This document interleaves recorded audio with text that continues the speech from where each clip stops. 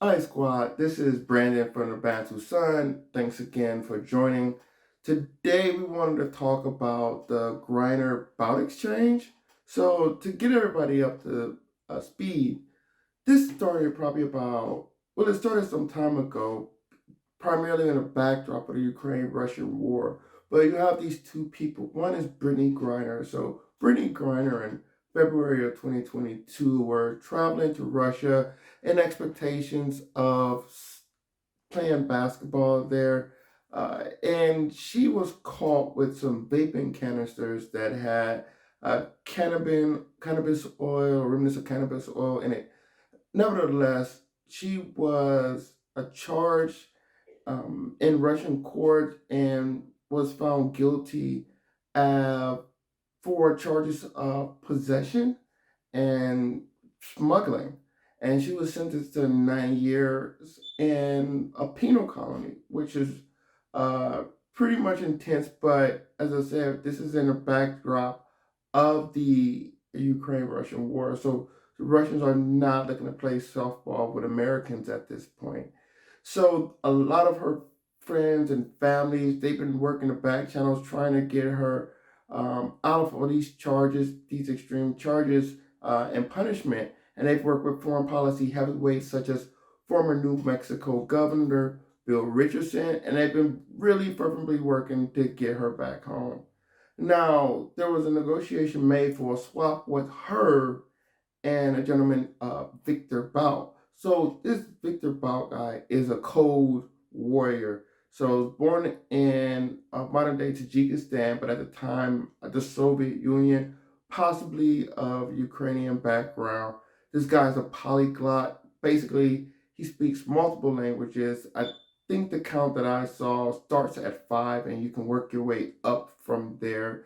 He's well traveled and is known as an international arms dealer, primarily working with countries, the U.S. really countries and regimes and organizations the U.S. is not on favorable terms with.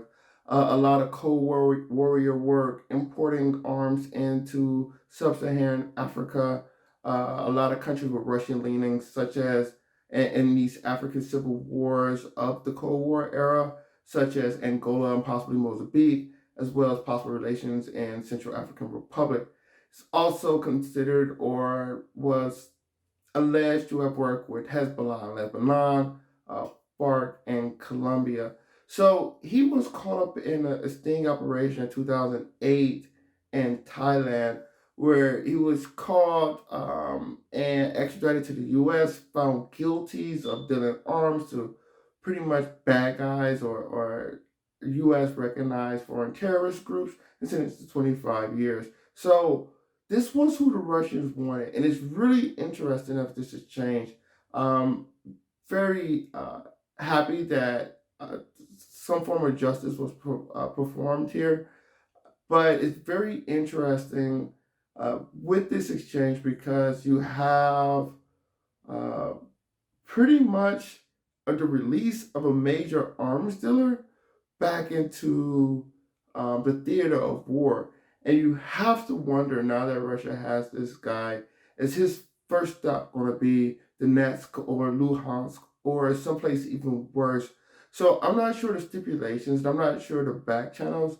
Once again, congratulations to the Griner family for getting their loved one back. But it's going to be really interesting to play out what's going to happen to this Bout character. If looking at his history, this guy does one thing and one thing only, and that's move weapons. So it's going to be interesting to see where he lands, where he pop up next. Or did they work out a back channel deal with the Russians and say, okay, we're going to release these guys, but we have to have some kind of checks in place to ensure that he's not going to be influential in Russia aims, and how would you guarantee something like that? But I think, and on the other hand, it could be a situation of a token or a gesture. Maybe the West is possibly looking for a way of normalizing things. Maybe both sides are getting weary of this conflict in Ukraine, and Russia is trying to figure a way to calm things down with saving face and not losing too much ground to the other side. So maybe it's just a token gesture to say, okay, take this guy now. Let's try to have a little bit better conversations and relations with each other, and tone down a situation that's completely got out of hand in Ukraine. So we're going to keep our eye on that. Let us know your thoughts, and please like, share, subscribe, comment below. We'd love to hear your insight from the situation and how you're seeing things. Until next time, thanks for joining us. Take care. Back to up.